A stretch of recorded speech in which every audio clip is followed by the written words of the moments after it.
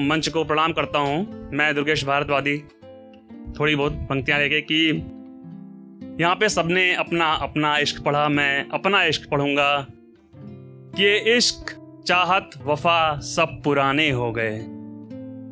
ये इश्क चाहत वफा सब पुराने हो गए, जब से इस जहां में सब सयाने हो गए। और नादान हो विशाल, नादान हो विशाल मोहब्बत की बात करते हो, नादान हो विशाल मोहब्बत की बात करते हो। अरे इसको बिके बाजार में जमाने हो गए। अब ये अगली लाइन उन लोगों के लिए है जिन्हें लगता है कि उनका इश्क, उनका मोहब्बत अलग है। तो है कि मसला सच्चे इश्क का था, मसला सच्चे इश्क का था, तो वफा इस कदर कुर्बान क्यों है।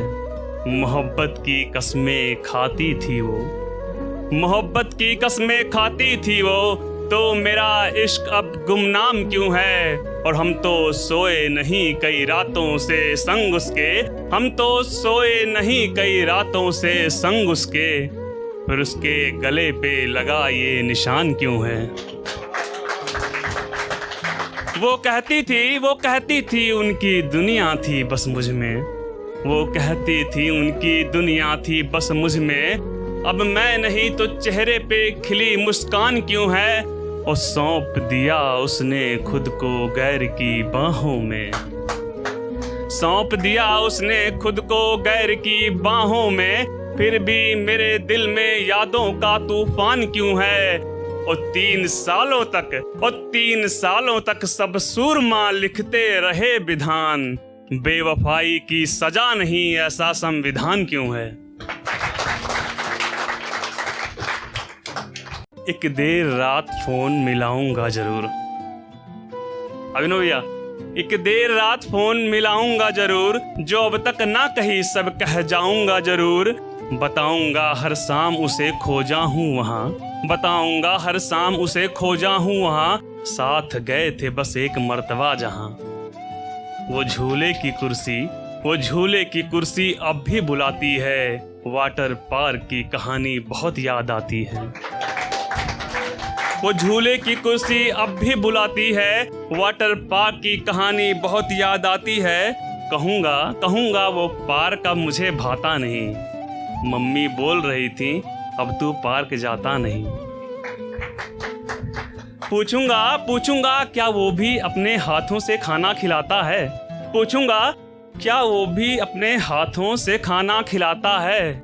जब भीगती हैं पलकें तुम्हारी तो माथा चूम जाता है। सच कहेगी तो गले से लगाऊंगा जरूर, एक देर रात फोन मिलाऊंगा जरूर। अब तक न पिया पर उस रात पैक लगाऊंगा जरूर, एक देर रात फोन मिलाऊंगा जरूर। और अब एक थोड़ा अलग तेवर में पढ़ूंगा। बचपन से हम पढ़ते आ रहे हैं, दे दी हमें आजादी बिना खड़ग बिना ढाल, साबरमती के संत तूने कर दिया कमाल।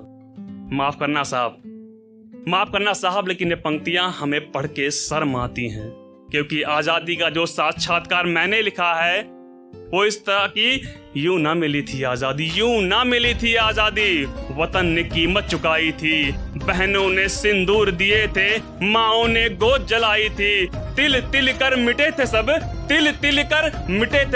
सीने पे गोली खाई थी, तब जाके सन 47 में हमने आजादी पाई थी।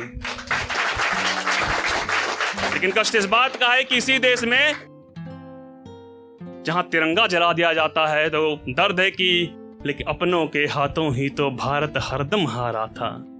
अरे अपनों के हाथों ही तो भारत हरदम हारा था, अरे अपनों के खातिर ही तो सन 47 का बंटवारा था।